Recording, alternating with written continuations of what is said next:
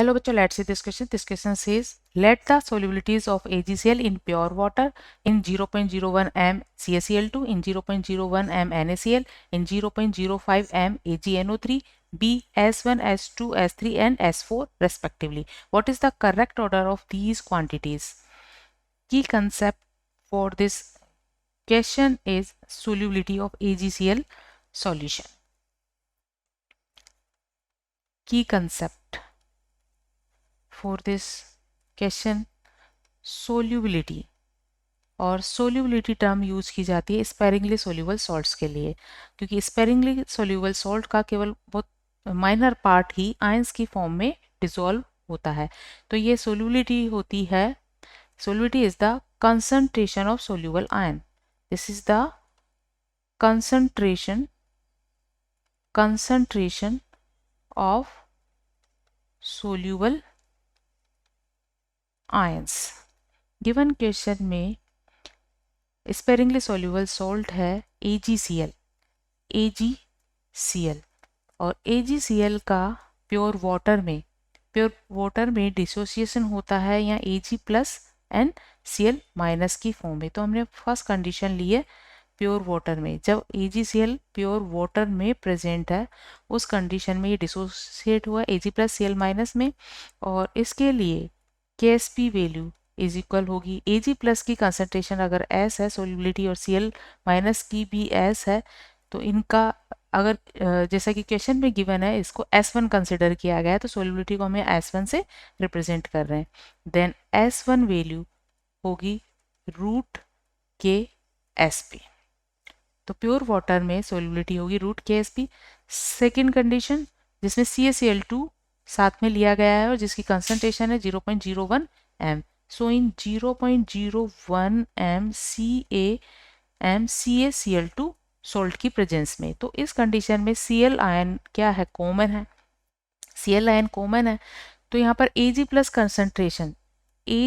Concentration और Cl minus concentration जो होगी वो इस तरह से होगी। अगर इनकी सोल्युबिलिटी को हम यहाँ S2 से रिप्रेजेंट करें तो Ag प्लस की होगी S2 और Cl की होगी S2 प्लस 0.01 इंटू 2, क्योंकि जब CaCl2 डिसोसिएट होता है, ये जब डिसोसिएट होता है तो ये बनाता है Ca2 plus and 2 Cl minus ion, तो Cl माइनस आयन की कंसंट्रेशन सोल्ट की कंसंट्रेशन की डबल होगी, तो ये वैल्यू हो जाएगी S2 प्लस 0.01 इंटू 2। अब क्योंकि यहाँ S2 वैल्यू जो है is very less than 0.02 value से काफ़ी कम होती है, तो इसको हम क्या करेंगे, नेगलेक्ट मान लेंगे, इसको मान लेंगे हम नेगलेक्ट, इसको नेगलेक्ट कर देंगे, दिस इज नेग्लिजिबल। ये कैसी होगी, नेग्लिजिबल वैल्यू। तो हम यहाँ से इसके लिए अगर KSP वैल्यू निकाले, KSP वैल्यू होगी S इंटू 0.01 इंटू 2, तो यहाँ से S2 वैल्यू मिलेगी हमें KSP अपॉन 0.02, तो हमें S1 वैल्यू मिली है रूट KSP, S2 वैल्यू मिली है KSP अपॉन 0.02। इसी तरह हम थर्ड सिचुएशन जिसमें 0.1 m NaCl सॉल्ट लिया गया है, third situation when 0.01 m NaCl is taken, सो इसके लिए Ag प्लस कंसंट्रेशन और Cl माइनस, Ag प्लस की सोल्युबिलिटी को अगर हम S3 से रिप्रेजेंट करें तो Cl माइनस सोल्युबिलिटी होगी यहाँ S3 प्लस 0.01, क्योंकि NaCl का जब डिसोसिएशन होगा तो बनेगा Na plus and Cl minus, और Na प्लस की कंसंट्रेशन होगी 0.01, इसी तरह Cl माइनस की भी होगी 0.01, क्योंकि ये कम्प्लीटली सोल्यूबल सॉल्ट्स हैं। तो इसके लिए KSP वैल्यू हम यहाँ क्या करेंगे, S3 को नेगलेक्ट कर देंगे। Again here S3 is very less than 0.01, तो हम इसको नेगलेक्ट मान लेंगे, तो इसके लिए S3 वैल्यू होगी KSP divide by 0.01 and the fourth situation जिसमें कि सिल्वर नाइट्रेट सॉल्यूशन लिया है और इसकी कंसंट्रेशन है 0.05 5 AgNO3 सॉल्यूशन यहाँ लिया गया है। सो इस कंडीशन में Ag plus concentration plus Cl minus concentration. अब यहाँ कॉमन आयन क्या है, Ag प्लस है। तो अगर इसकी सोल्यूबिलिटी को हम S4 लें, इसकी सोल्यूबिलिटी को S4 लें, देन S4 प्लस 0.05 ये सोल्यूबिलिटी हो जाएगी Ag प्लस की, और Cl माइनस की होगी S4।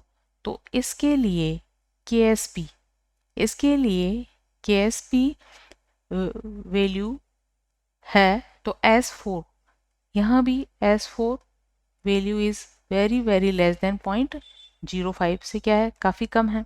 तो S4 को हम यहाँ क्या कर सकते हैं, नेगलेक्ट मान सकते हैं, और इसको अगर नेगलेक्ट मानेंगे तो यहाँ से S4 वैल्यू मिलेगी हमें KSP डिवाइड बाय 0.05। तो S4 value is KSP upon 0.05, इसलिए क्योंकि S4 वैल्यू क्या है, यहाँ सबसे कम है, S4 वैल्यू सबसे कम है, और सबसे ज़्यादा वैल्यू हमें मिली है, सबसे ज़्यादा वैल्यू मिली है S1 के लिए, उससे कम S3 के लिए, और देन S2 के लिए एंड S4 के लिए। तो इनका जो सोल्यूबिलिटी ऑर्डर है, सोल्यूबिलिटी ऑर्डर होगा, सोल्यूबिलिटी ऑर्डर है S1 सबसे ज़्यादा, S3 उससे कम, देन S2 और सबसे कम होगा S4।